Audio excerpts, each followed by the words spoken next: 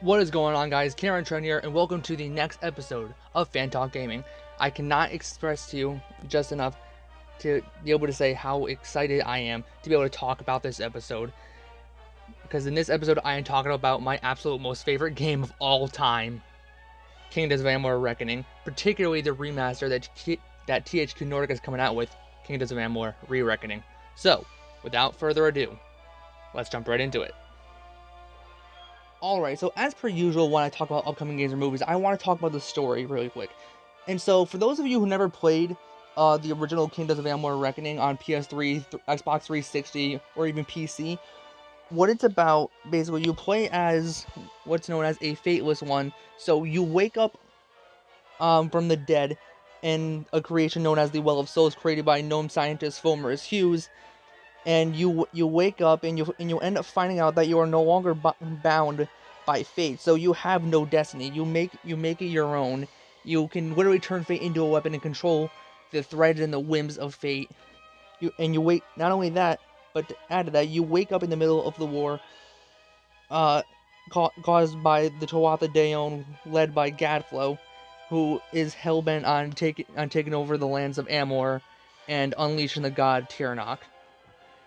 And being that you're a Fateless One, you're the only one who can turn the tide of this war and save Amalur.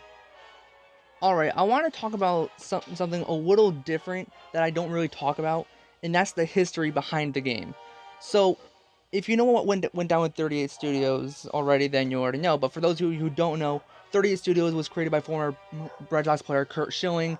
He put in like 15 million of his own. The state of Rhode Island put in 60 million, and it all looked like it was going to go good and whatnot. But there were bad business dealings in terms of legal issues. Like there was like supposedly like illegal like investments made. Curt Schilling was overpaying his employees. There was just so much like bad stuff going around during the development and post development of the game, and with in Kingdoms of Amalur sold not even half of what it needed to sell for it to be considered a financial success, despite it getting rave reviews from critics and gamers alike. And so there's just a bad history, and not a lot of companies wanted to touch it for a while. Alright, really quick, I want to talk about the remaster, the franchise as a whole, and THQ Nordic's purchase. So, with the info I just gave to you a few seconds ago in the video, with the bad business dealings and everything, and just the bad history of the game, it's safe to assume that I think that's one of the reasons why not a lot of companies wanted to touch this property. And so when it was announced in September of 2018 that THQ Nordic bought the rights to not only Reckoning, but to the entire series and franchise as a whole, it absolutely blew my mind, because I thought the game would have no future at all, that there would never be any successors or anything. And so when they announced it, I got very excited. I was very hopeful for a remaster, and it would, given that it would have been a smarter move, given that with very low sales, it's safe to assume that not a lot of people knew about it.